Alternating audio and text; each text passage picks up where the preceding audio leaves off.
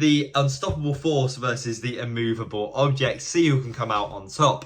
But I think they're going to pull off a shock, and I can see paving their way to Wembley. Yeah, there's always a ginormous upset in every single playoffs, and I think this time... Hey guys, and welcome back to the Fans Perspective. And in today's video, we're going to be talking about the Championship playoff semi-finals that are coming up in just a few days' time. Now, if we're going over the aftermath of yesterday's football, this is how the table turned out, and obviously those four teams are in the playoffs. And if we compare it to the video I made and did my predictions, I got it completely right, so I'm quite happy about that. And obviously, in response to all the comments that called me stupid, I was right. So, you know, I'm not usually right with predictions. That's why you can tell I'm quite excited about it. And, yeah, I actually sat and did watch the Millwall-Blackburn game and all the drama going on live. It was actually really, really captivating being a football. And it might be one of the best football games I've personally ever watched. Obviously, commiserations to the Millwall players and fans, but... come on, you did bottle it. You had a 3-1 lead and you managed to lose 4-1 thanks to some brilliant work by Borough and Diaz. If you do like these videos and like these predictions, I'm going to be going over the two semi-finals, who I think will make it to the game at Wembley, which I'm going to try and get tickets for. And yeah, my reasons why I think the ties will go either way. Obviously, two legs, anything can happen in the playoffs. I've seen that with my beloved Cheltenham. Well, yeah, less going over bad news. If you do like these videos, smash that like button, subscribe to the channel and hit that notification bell so you know when the video goes live. We're getting immense support on the channel recently, almost at 3,800 subs, just after we hit 3.7k. But yeah, I'm not going to waste too much more of your time.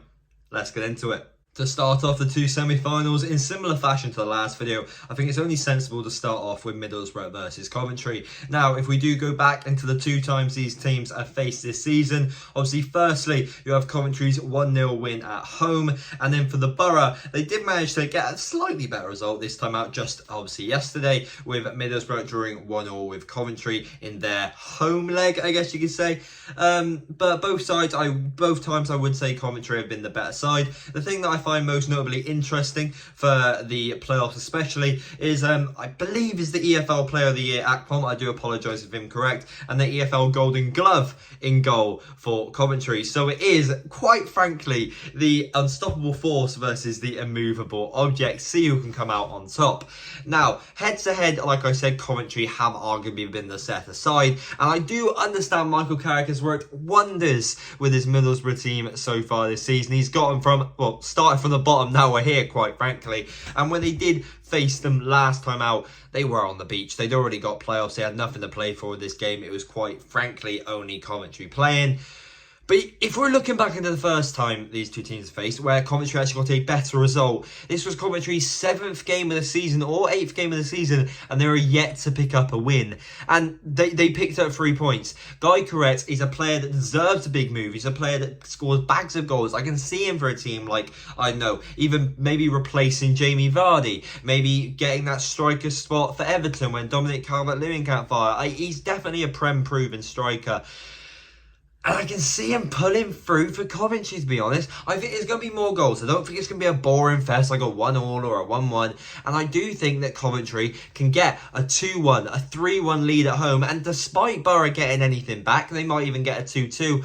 I can see that Coventry pulling through this. Everyone think that Micheal Carrick and Borough is going to get to that final. But I think Gyokeres has got something to prove. He wants this big move. Not even that. Hamer with a beautiful finish just a few days ago. And I think that, yes, they might not have the strongest squad for Premier League. And if they do go up, they're going to go straight back down. But I think they're going to pull off a shock. And I can see Coventry City paving their way to Wembley. Another thing, unless my calculations are wrong, Coventry have not lost a game since April Fool's Day. And, well, we all know that's just a little bit of tomfoolery. So, you know, maybe they might want to extend their record. I don't know if they're going to win the playoffs, but I can definitely see them getting to Wembley. And this is nothing. This is not to tarnish Micheal Carrick's reputation or the work he's done so far this season. I just feel like it's still the same players. He's brought maybe some other players in, but come on, it's the exact same team that were struggling earlier parts of the season. So with that tie out of the way, you've then got this one. Obviously, on one hand, you've got a walking meme, which in all seriousness is a footballing miracle. You've got an opportunity, I hear, which I did read somewhere, a player that has stuck with the club all the way from the National League to the Premier League. And I don't think anyone's ever done that before. Correct me if I'm wrong in the comments. Obviously, Sunderland, they're a footballing powerhouse on the other hand. They should be in the Premier League, but despite them being in the playoffs, they're still a long, long way away from it. Obviously, the playoffs is, despite only being 3 games, it's still a long, treacherous journey. Now, the head-to-heads for these two teams, it's been rather boring, let's be honest. It's been 2-1 or draws at both stadiums, and not too much to shout about. I want to say Sunderland got their equaliser twice. I want to say Luton took charge in both games. And I just feel like in the playoffs, there's twists and turns to everything. Obviously, we saw not that long ago at Cheltenham took a pretty comfortable lead in the first leg, and then the second leg we completely fell apart to Northampton. I seem to be bringing that up quite a lot, but it's because it still hurts me.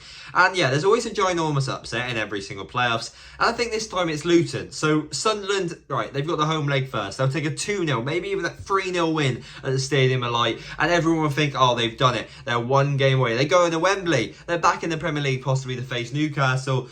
Statement from Diallo, stating his name into lone folklore, never fall in love with a lone player.